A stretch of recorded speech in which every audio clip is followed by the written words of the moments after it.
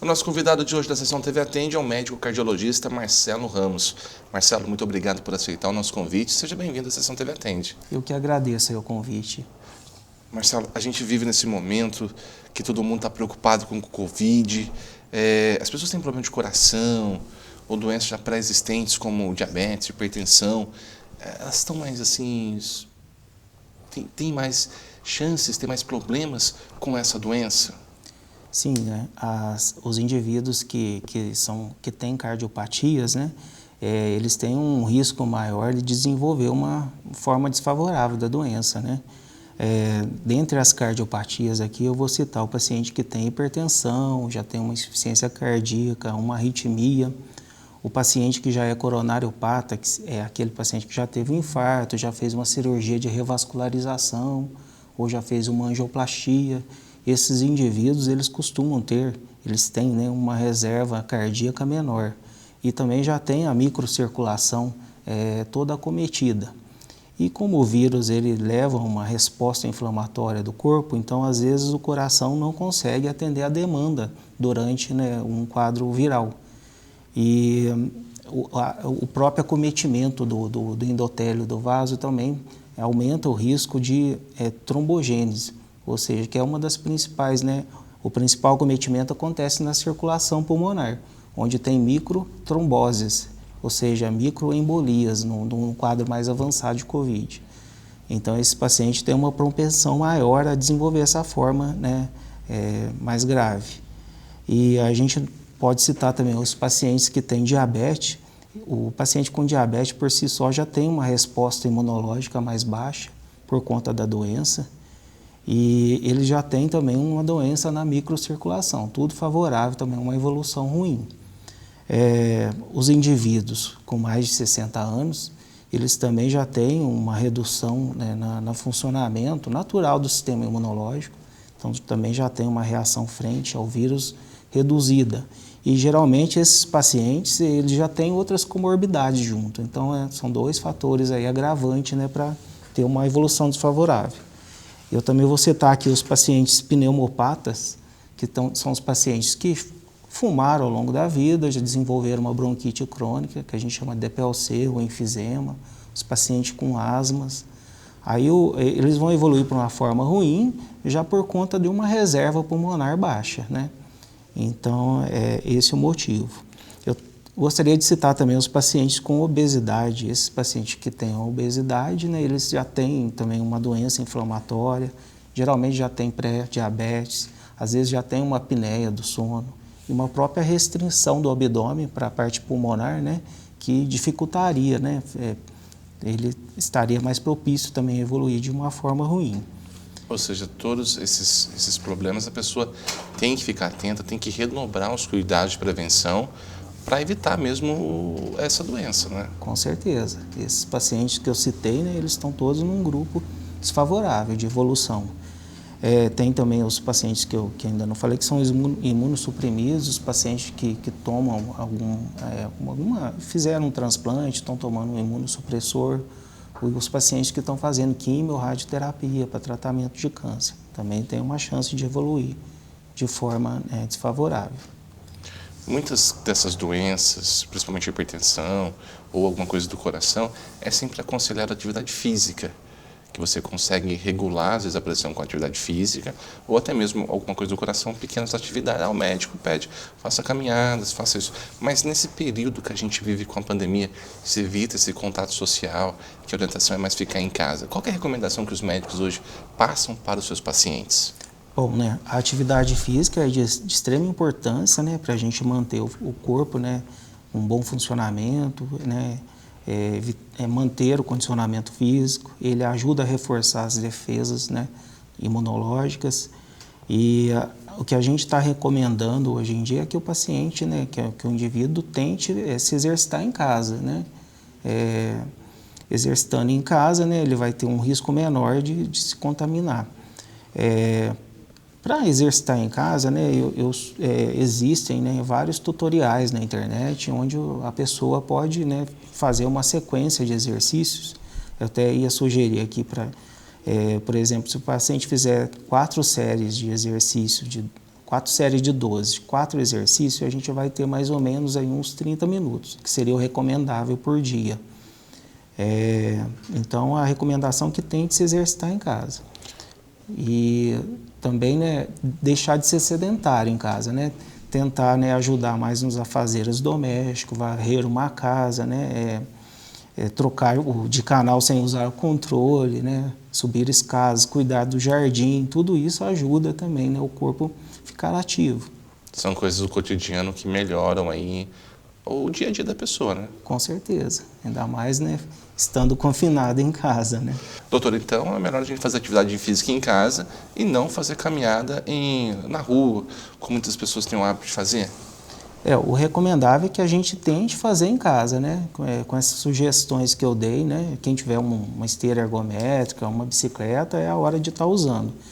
Mas se a pessoa quiser sair na rua, a gente sugere que vá num lugar tranquilo, não frequente praças públicas, lugares, né, que tem um risco maior do vírus estar no ambiente. E se sair na rua, a gente sugere que seja nesse lugar tranquilo, mantenha uma distância, né? Use máscara, leve a própria água e evite de levar a mão aos olhos, à boca, ao nariz. Doutor, hoje, como médico, como que vocês veem a questão do isolamento social, da pessoa ficar em casa, não ter tanto contato social? Nesse momento, esse seria o melhor remédio para quem pode ficar em casa? É a melhor maneira de ficar longe desse vírus? Com certeza, né? A pessoa que puder ficar em casa, né, isolada, né, vai ter um risco menor de se infectar, de transmitir a doença também, sabe? E esse isolamento, né, no início aí da doença foi muito importante para que o sistema de saúde conseguisse se estruturar. Mas atualmente, né, os problemas econômicos, né, podem ser maiores do que o próprio vírus, né, porque vem desemprego, miséria e outras doenças. Então a gente recomenda para os grupos de risco, se puderem fazer esse isolamento, e quem for à rua respeitar, né, essas medidas preventivas, com uso de máscara, distanciamento. Os próprios comércios já apresentam, né, um plano de contingência, né, para receber essas pessoas. Então essa seria a sugestão hoje em dia. Hoje o senhor está à frente aqui em Andradas dos leitos com respiratórios que foram implantados na Santa Casa para caso haja necessidade de uma intubação, de uma coisa mais, um procedimento mais avançado aqui na cidade. Como que é esse trabalho na Santa Casa? Então, aqui a gente montou esses leitos respiratórios, são leitos equipados como uma UTI mesmo, sabe? Tem todos os equipamentos para UTI, só que eles foram destinados só para pacientes com suspeitas de Covid.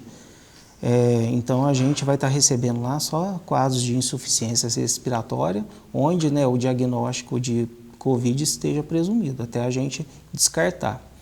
E, assim, as demais patologias, né, o infarto continua tendo, né, o paciente com AVC, a gente vai continuar transferindo para as referências. Uma porque esses pacientes não poderiam ocupar o mesmo espaço pelo risco de se infectarem também. Com toda essa estrutura montada, Andradas no futuro pode transformar isso numa UTI mesmo? Sim, essa é a grande ideia, a ideia nossa, né? Foi uma semente plantada. Assim que a gente controlar tudo isso, a ideia é que a gente consiga manter, né, uma UTI funcionante, que seria muito importante para o município, que a gente passa muito aperto ali. Eu vejo os colegas no pronto-socorro, né? Às vezes tem dificuldade para transferir os casos graves. Então seria, assim, uma grande conquista para a cidade, se a gente conseguir manter essa UTI funcionante. Hoje, no caso da Covid, são casos suspeitos que estão lá, mas a grande dificuldade é mesmo ter a certeza se é ou se não é. Isso que dificulta um pouco o trabalho, porque o diagnóstico só pode ser feito e comprovado com exames, né? Isso. Aí, o paciente que a gente recebe lá, né, seria um quadro de insuficiência respiratória, uma dispneia, né? A gente tenta colher uma história para ver se pode se enquadrar, né? Mas hoje em dia a gente já sabe que a doença já está na comunidade, então fica difícil. Então a gente tem um protocolo que a gente começa a tratar o paciente como um todo. A gente começa a dar um tratamento para H1N1, a gente começa a tratar com uma pneumonia bacteriana e a gente usa o tratamento específico que a gente tem hoje em dia pensando em Covid. Aí a gente vai pedir, né, o SUAB que a gente pede, né, que coleta pelo nariz, pela boca, que esse é o exame, né, mais preciso assim no início. E a gente tem o teste rápido também, só que o teste rápido vai se positivar assim uns 7 a 10 dias. Então a gente vai tratando tudo para depois ter certeza se é ou não. Então nós já tivemos alguns pacientes lá, né, e com a sequência de tratamento foram descartados esse diagnóstico. Quantos leitos Andradas conta hoje, doutor? Então, foram adquiridos 6 respiradores, né? Então foram montados 6 leitos, mas a gente tem a possibilidade de expandir até 10 conforme a necessidade da cidade, tá? A UTI ela vai atender a população da cidade, né, e as cidades que referenciam para Andradas também. No caso aqui, Andradas, no caso do Covid, vocês atendem Andradas, Ibitura, Santa Rita, cidades que usam Andradas como referência. Isso mesmo, isso mesmo. A gente está falando muito do Covid, que é uma preocupação aí a nível mundial, mas a gente não pode esquecer das outras doenças, né? O inverno está aí também e muitos problemas cardíacos aparecem nessa época, ou tem um agravamento. Isso mesmo. No inverno, nós temos um aumento aí de 30% nas doenças cardiovasculares, principalmente o infarto e AVC, né? E também temos, né, um aumento aí de 30%, mais ou menos, das doenças respiratórias, que seria um cenário aí propício para disseminação do vírus. Com relação às doenças cardiovasculares, esse aumento ocorre por conta do frio, né? Principalmente em temperaturas abaixo de 14 graus. A pele acontece uma vasoconstrição na pele que aumenta a produção de catecolaminas no corpo. Isso faz com que o indivíduo fique com a pressão mais alta e o indivíduo que já tem, né, uma doença de base, né, essa vasoconstrição pode levar a uma lesão no endotélio e propenciar um infarto ou um AVC. E temos também, né, uma redução da liberação do hormônio antidiurético que diminui a sede no inverno. Então o sangue fica mais viscoso e aumenta também, isso contribui com o aumento de pressão e aumenta o risco de trombogênese também. Nesse período que o friozinho está chegando, é muito importante tomar água. É muito importante tomar muita água e ficar aquecido, né? Usar uma roupa de frio adequada, mesmo que for fazer uma caminhada, é bom sair bem aquecido. Doutor, no caso desses 30% que ocorre com mais frequência no inverno, tem um sintoma, tem um sinal que vai acontecer alguma coisa?